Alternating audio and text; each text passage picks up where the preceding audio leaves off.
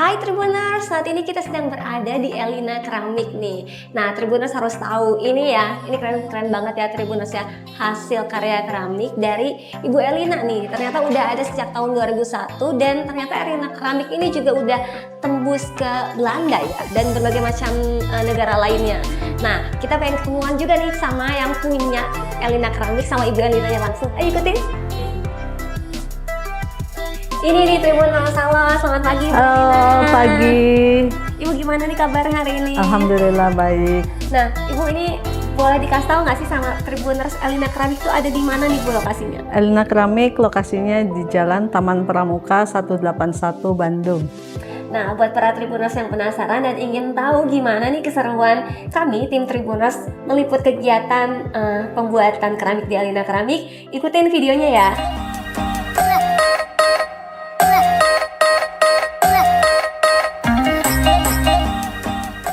Jadi Elina Keramik ini berdiri tahun 2001.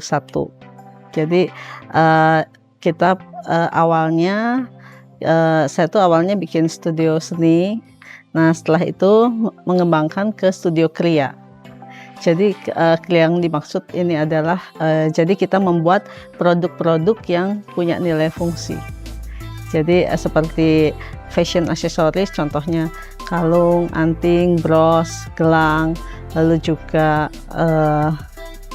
interior aksesoris, misalnya seperti cangkir, lalu juga hiasan dinding, lalu piring-piring dan yang lainnya. Lalu juga sekarang kita mengembangkan ke artwork, jadi benda-benda seni yang dari keramik.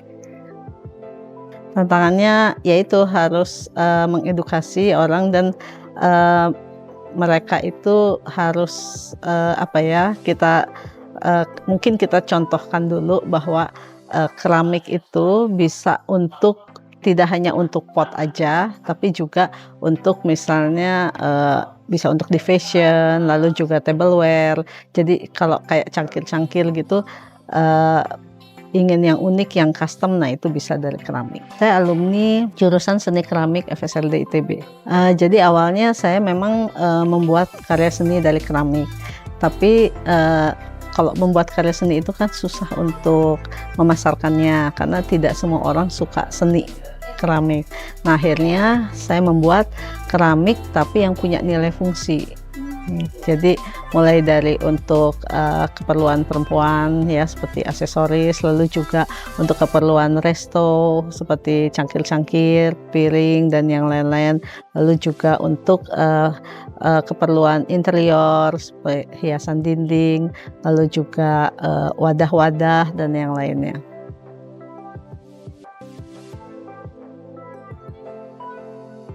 Berarti memang dari awal untuk aksesoris yang perempuan dulu ya? Yang perempuan dulu karena itu mudah, murah, dan juga asal unik orang pasti suka. Awalnya bikin pakai pamerin ke teman-teman. Langsung pada tertarik ya? Iya gitu.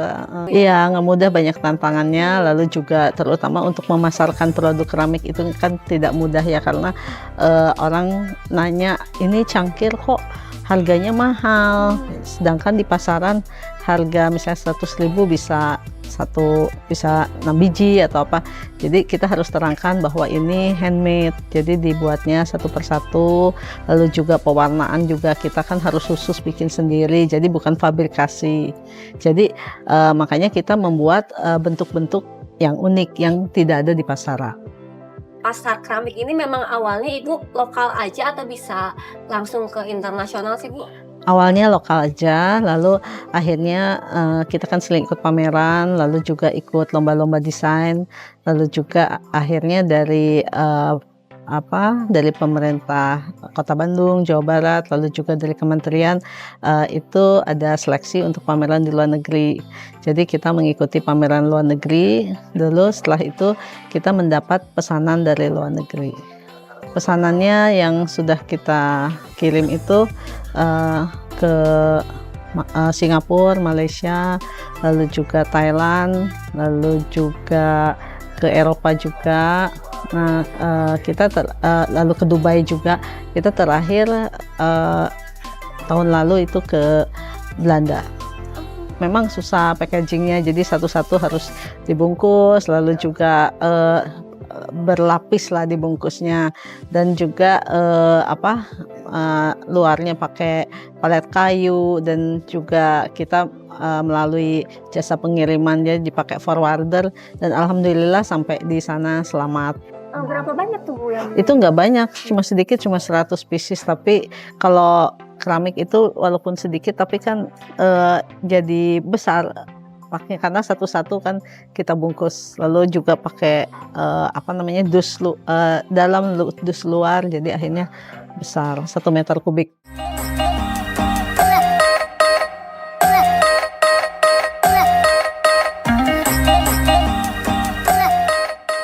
kalau misal tadi ya gelas buat bikin keramik tapi untuk minum kopi gitu, itu tuh memang bisa mempengaruhi rasa kopinya yang lebih lama tahan panas atau seperti apa sih Bu? Iya, lebih tahan panas. Kalau dituangkan air panas lebih tahan panas, lebih lama lah panasnya, enggak. Dan kalau dingin juga sama, dinginnya jadi lebih lama. Proses pengerjaannya sendiri kesulitannya apa Bu kalau bikin gelas seperti itu keramik? Kesulitannya kadang-kadang kita udah bikin, tapi misalnya si komposisi di dalam tanahnya kurang homogen, jadi pas dibakar suka ada retak, ada pecah. Tapi karena kita di sini tim kami sudah terbiasa, ya alhamdulillah itu minimal kegagalan. Jadi kegagalan itu paling kurang dari 10%.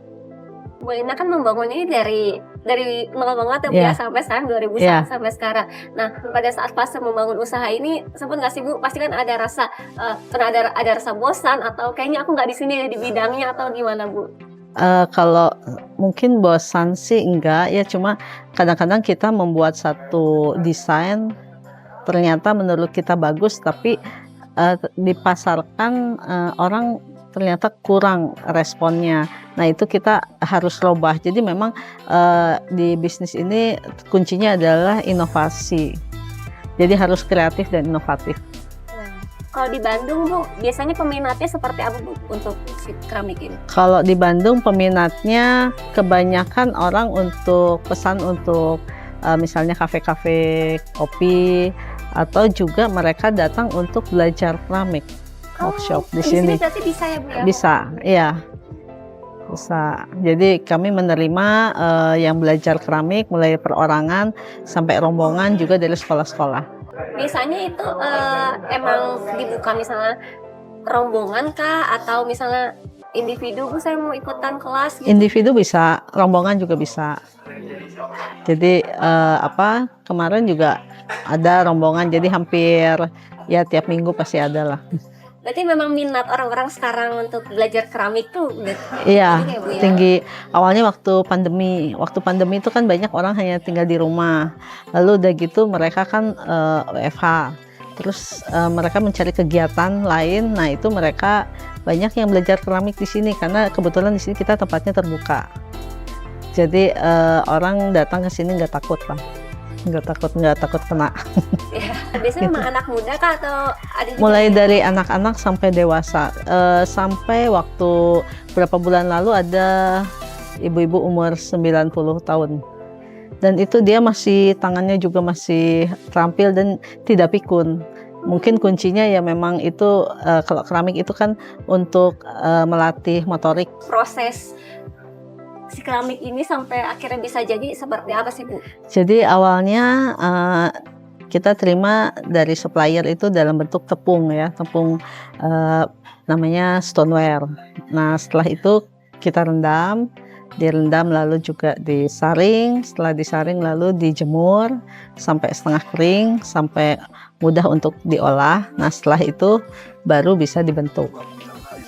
Nah proses pembentukannya ini menggunakan mesin ya Bu ya? Proses pembentukan kita ada melalui cetakan, ada juga melalui mesin, ada juga manual, handmade. Nah setelah itu setelah dibentuk lalu dijemur lagi sampai kadar air yang di dalam tanahnya menguap. Setelah itu dibakar pada suhu 800 derajat. Setelah dibakar 800 derajat baru kita warna menggunakan glasir namanya. Nah setelah itu dibakar lagi sampai suhu 1200 derajat. Nah, itu baru selesai.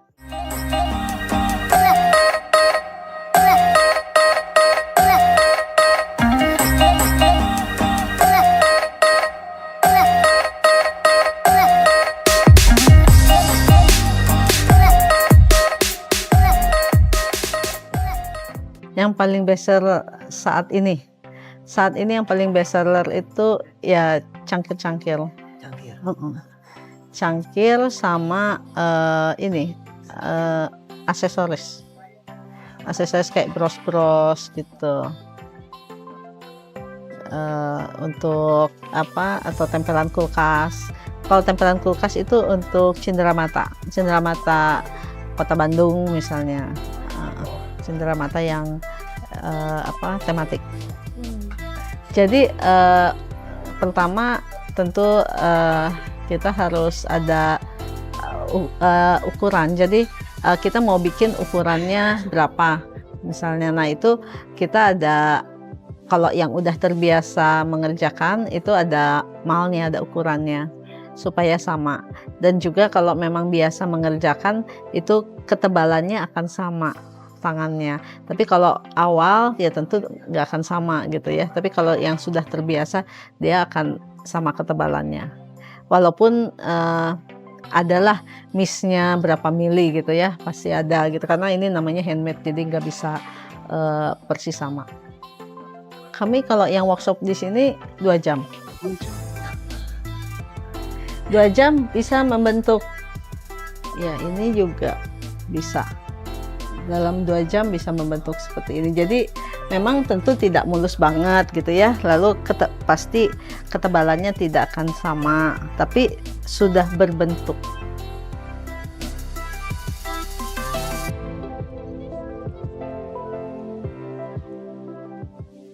Ini susah banget nih, patah nih tadi di tengah.